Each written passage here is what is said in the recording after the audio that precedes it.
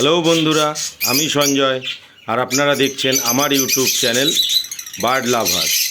আর আপনারা প্রত্যেকেই জানেন বার্ড লাভার চ্যানেল মানেই নতুন কিছু জানা, নতুন কিছু শেখা।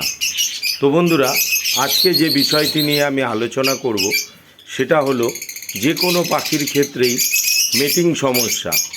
দেখা যাচ্ছে আপনার বাড়িতে আপনি জোড়া দিয়েছেন দুটো প্রাপ্তবয়স্ক পাখিকে, কিন্তু দেখা যাচ্ছে ফিমেলটা ডিস্টার্ব করছে, সে জোড়া নিতে চাইছে না।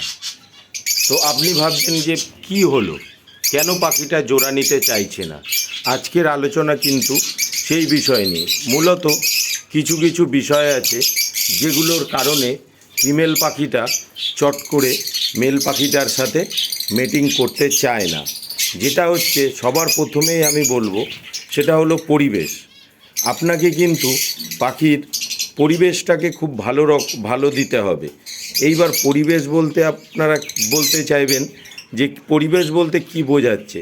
আমরা অনেকেই আছি যারা এমন জায়গায় পাখির খাঁচা রাখি যেখানে দেখা যায় সবসময় কিন্তু লোকজন চলাফেরা করছে, আমরা চলাফেরা করছি। তো সেক্ষেত্রে দেখা যায় পাখি কিন্তু সব সময় একটু ভয়ে ভয়ে থাকে। সেক্ষেত্রে পাখি মেটিং করতে চায় না, তারা ভয় পায়। তারপর যেমন হচ্ছে, দ্বিতীয়ত হচ্ছে যে পাখি যদি ভিতর থেকে অসুস্থ থাকে সেক্ষেত্রেও কিন্তু পাখি মেটিং করতে চাইবে না, কারণ ওর তো শরীরই ভালো নেই। তাহলে ও কেন মেটিং করবে, বা মেটিং করার ইচ্ছা শক্তিটাই ওর মধ্যে থেকে চলে যাবে। তো সেই দিকগুলো আমাদের সব সময় লক্ষ্য রাখতে হবে। তারপর হচ্ছে দেখবেন আপনার পাখি, বিশেষ করে লাভবার্ডের ক্ষেত্রে ওদের যদি জোড়া ঠিকঠাক পছন্দ না হয় তাহলে কিন্তু ওরা মেটিং করতে চাইবে না। তখন কিন্তু ওদের জোড়া চেঞ্জ করতে হবে বা পাখিগুলোকে একটু সময় দিতে হবে যাতে ওরা একসাথে থেকে নিজেদের মধ্যে অ্যাডজাস্ট করে নিতে পারে।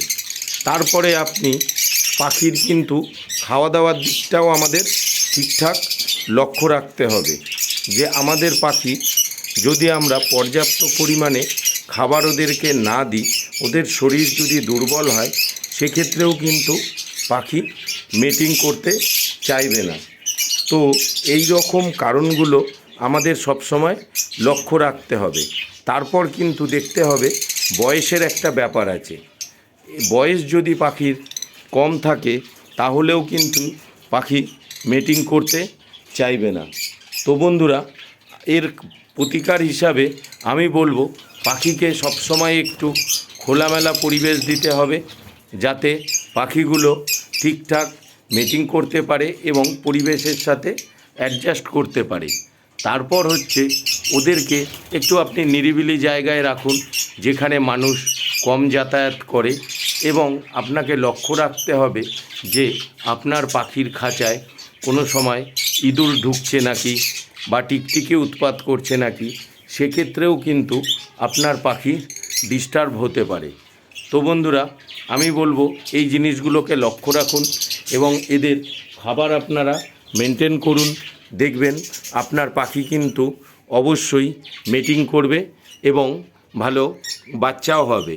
আরেকটা জিনিস আমি আপনাদের বলবো খুবই গুরুত্বপূর্ণ, যেটা হচ্ছে সব থেকে বেশি দেখা যায় কলোনির ক্ষেত্রে। আপনার পাখি কলোনিতে যদি থাকে, তো কলোনিতে আপনি পাখি করেছেন, সেই পাখিটা মেটিং করতে চাইছে না, তখন আপনাকে দেখতে হবে যে অন্য পাখিগুলো ডিস্টার্ব করছে কি না। অন্য পাখি যদি ডিস্টার্ব করে তাহলে কিন্তু আপনার পাখি মেটিং করতে চাইবে না। আপনারা এই জিনিসগুলো লক্ষ্য করলেই আপনাদের পাখি কিন্তু দেখবেন মেটিং করছে এবং ডিম বাচ্চাও করছে। তো বন্ধুরা, আজ এই পর্যন্তই। আগামী দিন আমি আরও একটি নতুন ভিডিও নিয়ে আপনাদের সামনে উপস্থিত হব। আপনারাও ভালো থাকবেন এবং আপনাদের পাখিদেরকে সুস্থ রাখতে বার্ড লাভার চ্যানেলটিকে অবশ্যই সাবস্ক্রাইব করবেন। যদি আমার এই ভিডিওটি আপনাদের ভালো লেগে থাকে তাহলে প্লিজ লাইক, কমেন্ট এবং শেয়ার করবেন। ধন্যবাদ বন্ধুরা।